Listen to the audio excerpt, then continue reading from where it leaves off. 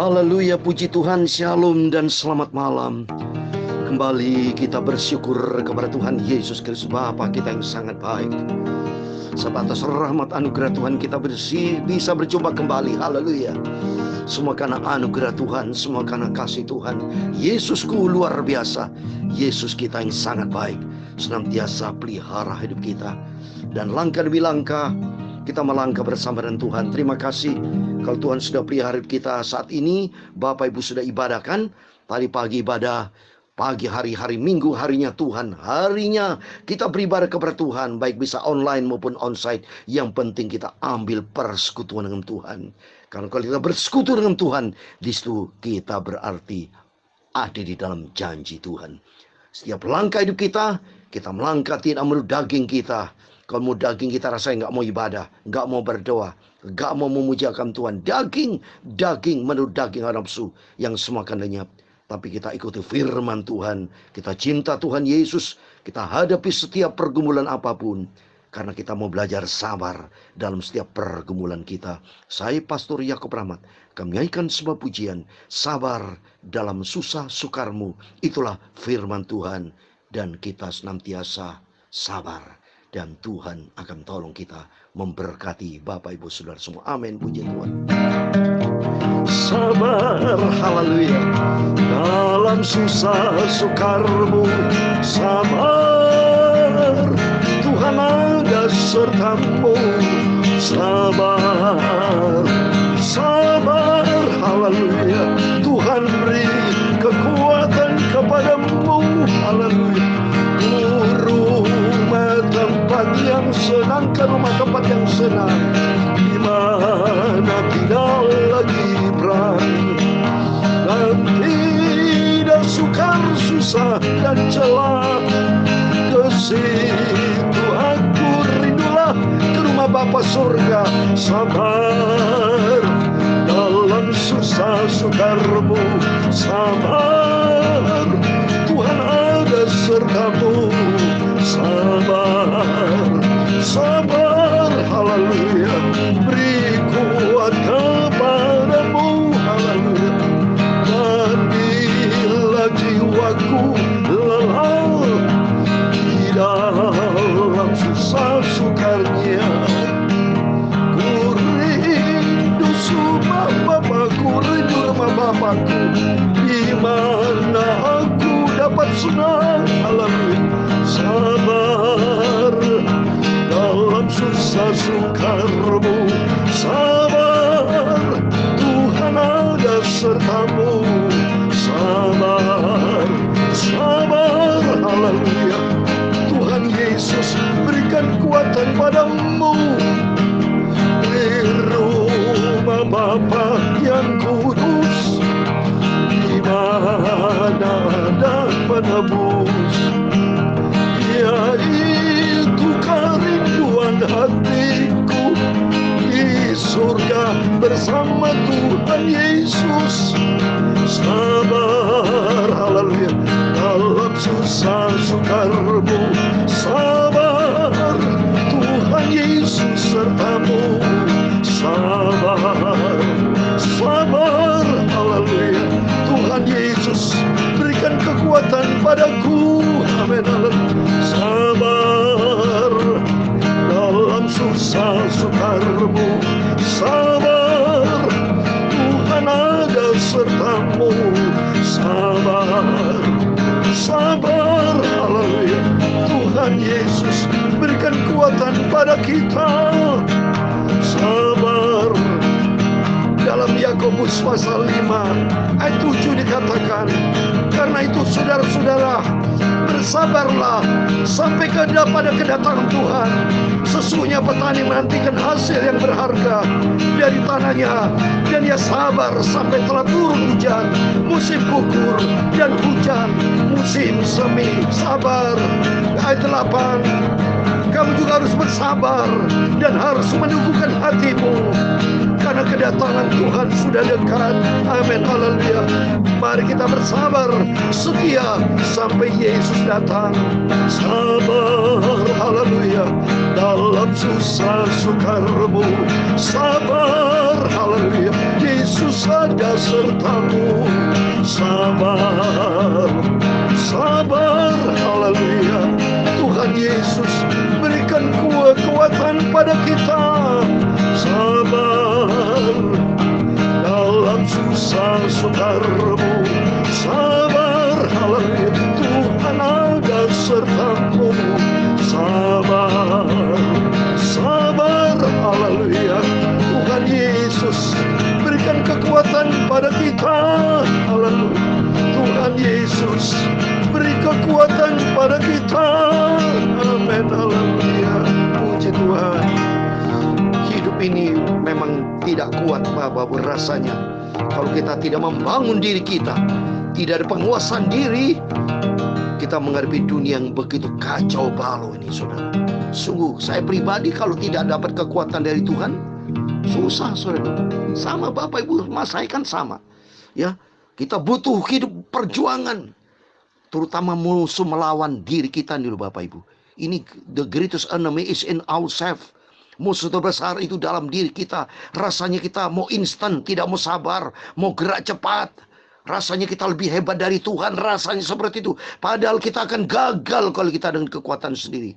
Firman Tuhan berkata dalam Yeremia 17 ayat 5. Terkutuk kepada orang yang mengandalkan manusia. Terkutuk kepada orang yang mengandalkan kekuatan sendiri. Dan 3, terkutuk kepada orang yang hatinya jauh dari Tuhan. Berarti kita tidak sabaran. Tapi melalui pujian ini, mari kita belajar sabar. Karena di balik kesabaran ada ketekunan. Mari kita kembali kepada firman Tuhan. Saya mau baca Kisah Rasul pasal 27. Ya. Kisah Rasul pasal 27. Puji Tuhan, melalui firman Tuhan tadi dikatakan di Yakobus pasal 5 ayat 7 dan 8. Karena itu saudara-saudara, bersabarlah sampai kepada kedatangan Tuhan. Ini sampai kedatangan Tuhan. Ini firman Tuhan mengajar kita mari sabar. Seperti petani, dia bilang, sesungguhnya petani menantikan hasil yang berharga dari tanahnya, dan ia sabar sampai telah turun hujan musim gugur dan hujan musim semi. Memang dalam kehidupan ini tidak bisa instan, Bapak ya. Untuk masuk ke surga nggak bisa kayak jiplak tangan, ya, langsung meninggal langsung masuk ke surga. Ya, butuh perjuangan, butuh kesabaran, ketekunan, ada harga yang harus dibayar, Bapak. Contoh konkret sudah bukan contoh terbukti konkret, Tuhan Yesus sampai rela mati di atas kayu salib. Kebangkitan terjadi karena ada peristiwa kematian. Tidak mungkin Yesus langsung bangkit tanpa kematian, tidak bisa. Tapi diawali dengan kematian, berarti ada harga yang harus dibayar. Butuh kesabaran. Yesus sabar. Dia taat sampai mati di atas kayu salib karena dia taat. Demikian belajar melalui firman Tuhan. Mari kita belajar sabar, kita mau taat. Apa yang Tuhan sudah tetapkan, kita ikuti saja. Karena di balik kita ikuti Tuhan, di situ ada kemuliaan yang akan menyertai kita. Amin, puji Tuhan. Mari kita kembali kepada firman Tuhan. Saya mau baca, haleluya, kita bersyukur kepada Tuhan. Semua karena anugerah Tuhan. Biar kita ikuti firman Tuhan, ikuti iramanya Tuhan, ikuti jalannya Tuhan. Kan kita mau berada di dalam jalan Tuhan. Karena di balik jalan Tuhan itu sempurna. Dalam 2 Samuel pasal 22 ayat 31, jalan Tuhan itu sempurna. Firman itu murni. Haleluya, puji Tuhan. Mari saya membaca firman Tuhan, Kisah Rasul pasal 27 ayat 1 sampai 25. Demikian firman Tuhan.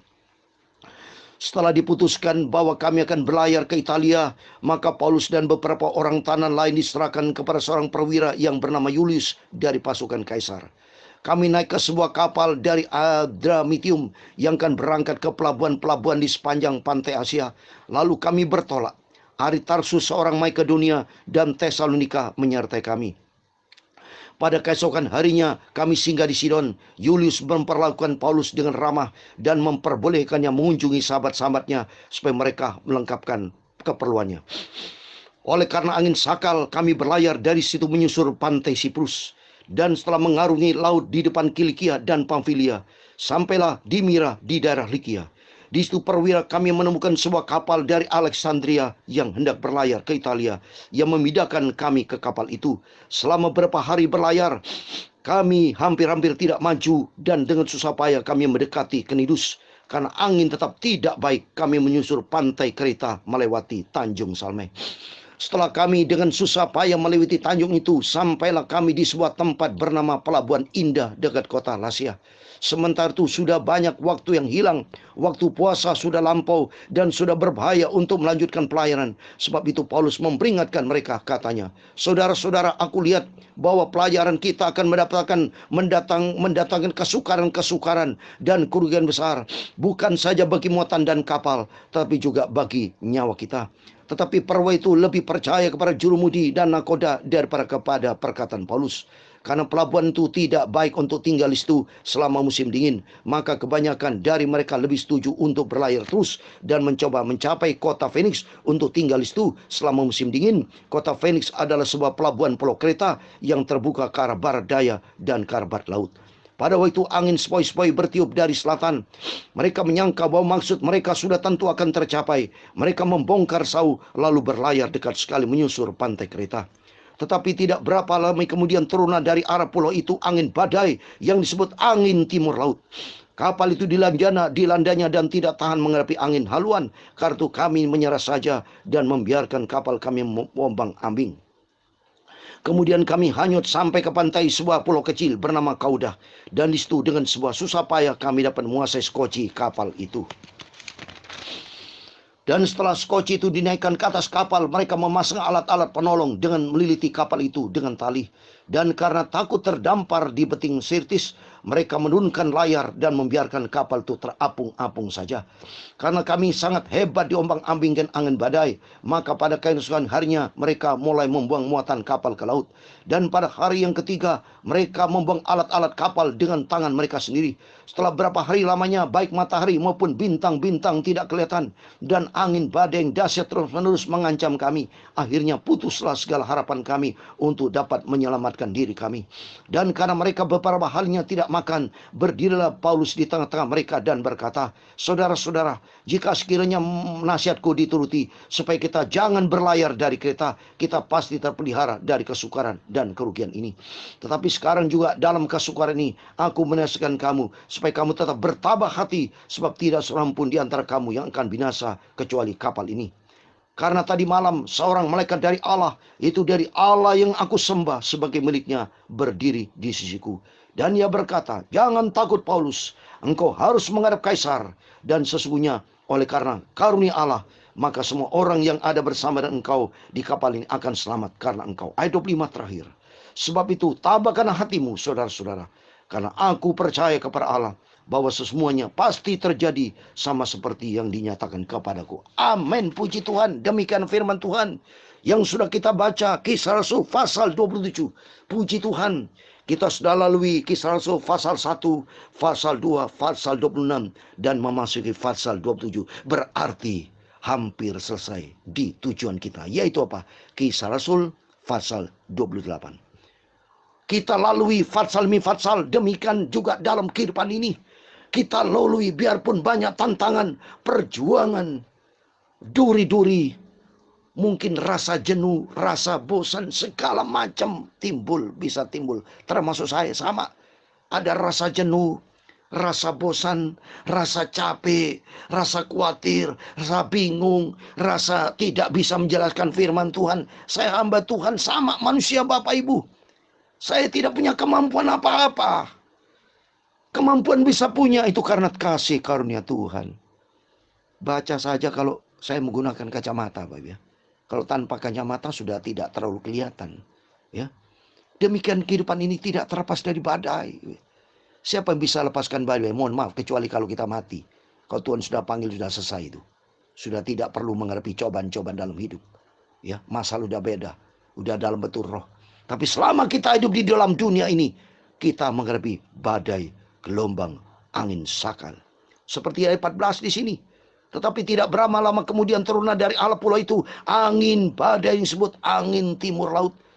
Siapa sangka Bapak ada angin badai. Maunya kita kan jalan lancar. Maunya kita tidak ada cobaan instan ya. Seperti saya kalau tiap hari lapar masak oat, itu saya suka oat ya, oat. Itu butuh kesabaran Bapak ya. Sabar. Mana mungkin langsung nyalakan api langsung matang begitu. Nggak bisa. Saya dengan air dingin saya masukkan dan saya harus terus aduk pelan demi pelan, menit demi menit, lama-lama ya matang. Tapi butuh kesabaran, tidak bisa instan. Setelah matang itu pun tidak bisa langsung saya makan karena panas Bapak ya. Ya, lidah saya bisa hancur kalau saya panas-panas saya makan baru mendidih begitu. Jadi memang hidup itu yang pertama kita tidak terlepas dari badai ini. Badai gelombang kehidupan. Mari kita belajar sabar. Tekun Bapak Ibu. Seperti firman Tuhan, mari kita tidak terlepas dari persoalan apapun yang kita hadapi, tapi kita itu firman Tuhan. Tuhan izinkan badai gelombang, angin timur laut menimpa dalam kehidupan kita atas izin Tuhan. Semua peristiwa yang terjadi dalam hidup kita, semua atas izin Tuhan. Karena Tuhan itu maha tahu. Tuhan itu maha tahu. Dia maha kuasa, maha segala-galanya. Dalam rangka supaya kualitas iman kita, kualitas kesabaran kita, kualitas ketekunan kita, kualitas kehidupan kita teruji pada waktu kita punya masalah. Tertulis dalam Roma pasal 5, saya mau baca. Di ayat 3, Bapak. Ayat 3, 4, dan 5. Coba saya mau baca. Roma pasal 3, saya mau bahas nih. Roma pasal 5, ayat 3, 4, dan 5, demikian firman Tuhan. Dan bukan hanya itu saja, kita malah bermegah juga dalam kesengsaraan kita. Karena kita tahu bahwa kesengsaraan itu menimbulkan ketekunan. Rasul Paulus menghadapi banyak macam badai gelombang kesengsaraan. Masuk penjara berapa kali. Ditampar. Dianiaya. Mau dibunuh. Itu kesengsaraan. Itu semua Allah izinkan masuk ke surga. Gak bisa saudara seenaknya. Langsung saudara bisa masuk surga. Apalagi Yesus sendiri sudah berkorban untuk kita. Yesus sendiri sebagai Tuhan sampai dia rela dari surga turun ke muka bumi ini. Sampai ditampar, dihina. Begitu banyak mujizat dinyatakan, tetapi banyak orang Kristen, ahli Taurat, orang Yahudi, murid-murid Tuhan juga banyak yang menolak. Perasaan Tuhan seperti apa itu? Jadi badai gelombang luar biasa kita hadapi. Tapi janji Tuhan, katakan firman Tuhan, kesengsaraan menimbulkan ketekunan. Kita harus perlu tekun Bapak Ibu. Sabar. Kan di balik ketekunan, di balik ketahanan kita, mental, moral, rohani kita diuji. Pada waktu itu menghadapi ujian, masalah. Belajar seperti saya ini, apa dianggap enak mengatakan firman Tuhan pagi malam? Sama. Saya ada rasa jenuh, rasa bosan, rasa cemas, rasa stres. Ada Bapak Ibu, saya masih manusia kok. Malaikatnya bisa jatuh dalam dosa Lucifer itu. Apalagi manusia. Tapi saya membangun diri saya, minta kekuatan. Pada waktu saya mengerti kelemahan Tuhan, kuatkan aku hambamu. Aku bertekun di balik firman Tuhan. Kenapa? Karena firman Tuhan katakan di balik ketekunan, di balik ketahanan kita. Dalam Matius 24 ayat 13 ini bicara tekun tahanan. Matius 24 ayat 13. Tetapi orang bertahan sampai pada kesudahannya akan selamat. Coba ini. Sama dengan Rasul Paulus. Rasul menghadapi badai. Tapi asal dia tekun. Asal dia tahan. Sabar. Menghadapi badai gelombang. Pasti akan selamat. Karena ada janji Tuhan. Coba Bapak Ibu. Janji Tuhan di sini ada katakan di ayat 23. Rasul Paulus katakan, karena tadi malam seorang malaikat dari Allah, itu dari Allah yang aku sembah sebagai miliknya, berdiri di siku, dan ia berkata, jangan takut Paulus, engkau harus menghadapi kaisar. Coba ini. Menghadapi kaisar tidak gampang Bapak Ibu ya. Jadi sudah di tengah jalan menghadapi badai gelombang yang hampir tenggelam. Nanti menghadapi kaisar. Waduh, hidup ini penuh dengan tantangan. Tapi janji Tuhan, mari kita belajar tekun. Karena di balik ketekunan ada janji Tuhan keselamatan. Kita tukutin terus. Yang kedua, di balik kesengsaraan itu menimbulkan tahan uji. Nah ini penting, Bapak. Ada ketekunan, ada kesabaran. Kita belajar tahan uji. Karena di balik tahan uji, janji Tuhan dalam Yakobus. Coba kita lihat. Maka penting kita selalu diisi dengan firman Tuhan. Kalau diisi dengan firman Tuhan, di balik tahan uji, cobaan-cobaan itu, Yakobus pasal 1:12 demikian firman Tuhan. Berbagai orang bertahan dalam pencobaan. Sebab apabila ia tahan uji, ia akan menerima mahkota kehidupan yang dijanjikan Allah kepada barang siapa yang mengasihi dia. Amin. Kita siap menghadapi cobaan, menghadapi kesengsaraan, menghadapi gelombang badai hidup ini. Asal kita tekun, sabar, dan kita tahan uji. Kan di balik tahan uji, kita mendapatkan mahkota kehidupan. Terus berikutnya, setelah tahan uji, ada pengharapan. Kata firman Tuhan dalam Roma pasal 3 ayat 4. Ketekunan menimbulkan tahan uji, dan tahan uji menimbulkan pengharapan. Dan pengharapan tidak mengecewakan, karena kasih Allah telah dicurahkan dalam hati kita oleh Roh Kudus yang telah dikaruniakan kepada kita. Amin.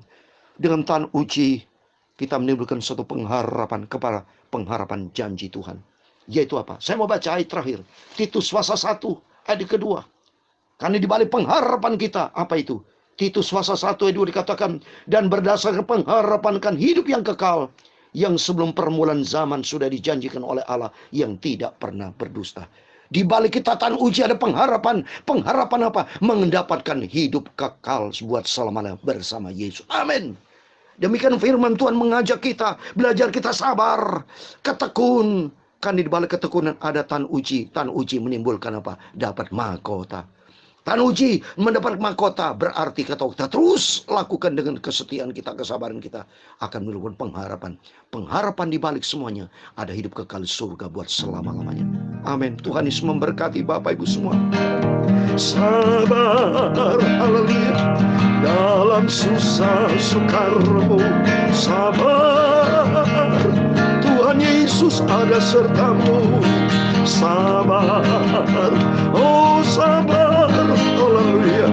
Tuhan Yesus berikan kekuatan kepadamu, haleluya. Sabar, haleluya, dalam susah sukarmu.